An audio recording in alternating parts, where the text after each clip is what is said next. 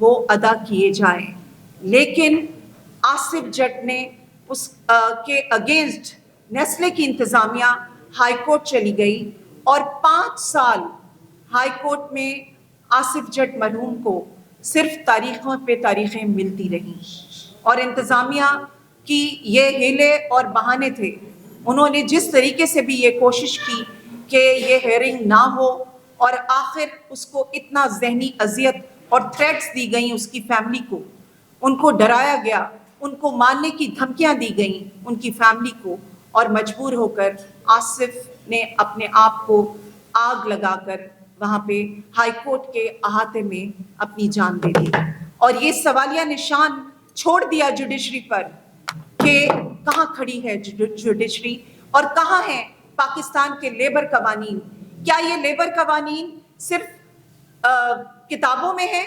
کیا یہ کوڈز جو بنے ہوئے ہیں؟ کیا یہ جی ایس پی پلس جو ہے جو پاکستان نے ریٹیفائی کیا ہوا ہے، کیا یہ آئی ایل او کے کنونشن جو پاکستان نے ریٹیفائی کیے ہوئے ہیں اور پاکستان کے جو لیبر قوانین ہیں، کیا وہ ان ملٹی نیشنل کمپنیز پہ نہیں لاگو ہوتے؟ میرے ساتھ آصف جٹ کی بہن وائف بیٹھی ہوئی ہے اور میں سمجھتی ہوں کہ ان کو بھی موقع ملنا چاہیے اس حوالے سے. کبیر والا سے یہاں آئی ہیں وہ ہمارے ساتھ، آصف جٹ کے والد بھی بیٹھے ہوئے ہیں، تیمور رحمان صاحب ہیں مزدور کسان پارٹی سے، عمار جان ہیں، بابا لطیف انصاری ہیں اور ناصر گلزار ہیں. ہمارا تعلق آل پاکستان ٹریڈ یونین فیڈریشن اور مزدور کسان پارٹی اور حقوق خلق نے یہ فیصلہ کیا کہ آج ایک ساتھی نے سوال کیا کہ کیا آپ یہ اپنی تشہیر کے لیے کر رہے ہیں، تو میں نے کہا کہ یہ ہم اس مزدور کے لیے کر رہے ہیں جو ہماری برادری سے تعلق رکھتا ہے، جو مزدور ہے، جو غریب طبقے سے تعلق رکھتا ہے، جو 85% سے زیادہ پاکستان کا طبقہ جو ہے وہ غریب ہے. ہم اس نظام کے خلاف، اس سسٹم کے خلاف ہماری بغاوت ہے، ہماری لڑائی ہے، اور اسی سسٹم کا شکار آصف جٹ ہوا ہے. تو میں آصف جٹ صاحب کی الہا سے گزارش کروں گی کہ وہ اپنے خیالات کا اپنی بات بتائیں.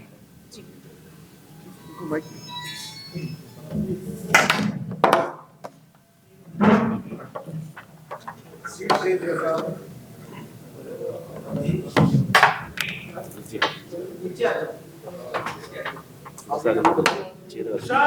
جواب دو،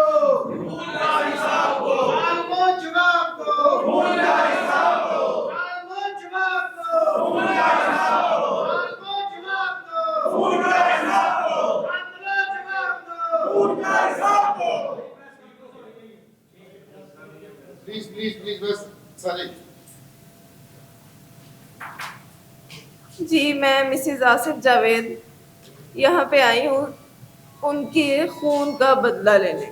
جو ان کا قتل کیا گیا 9 سال پہلے، ان کا معاشی قتل کیا گیا، اور اب ان کو اس حد تک مجبور کیا گیا کہ ان کا جسمانی قتل کیا جائے. ان کے قاتلوں کے خون کا بدلہ لینے آئی ہوں میں آج یہاں پہ. یہاں پہ بہت سے بھائی سوال کرتے ہیں آ کے کہ آپ یہ بتائیے کہ 9 سال سے وہ بے روزگار تھے تو آپ کے گھر کا نظام کیسے چل رہا تھا. یہاں پہ ابھی کسی نے یہ سوال نہیں کیا کہ 1 ہفتہ ہونے والا ہے ان کو اس دنیا سے گئے ہوئے، تب آپ کے گھر کا نظام کیسے چل رہا ہے. یہاں پہ کوئی آگے نہیں آ رہا یہ کہنے کہ آپ کے گھر کا سربراہ چلا گیا ہے تو اب آپ کے گھر کا نظام کیسے چلے گا. یہاں پہ کوئی نہیں آ کے یہ کہتا کہ ہم کریں گے سپورٹ، آپ ہماری بہن ہیں، وہ ہمارے بچے ہیں، ہم کریں گے. لیکن صرف تنقید کرنے، سوال کرنے یہاں پہ بہت سے لوگ آ جاتے ہیں کہ آپ یہ بتائیے کہ تب کیسے گزارا کیا.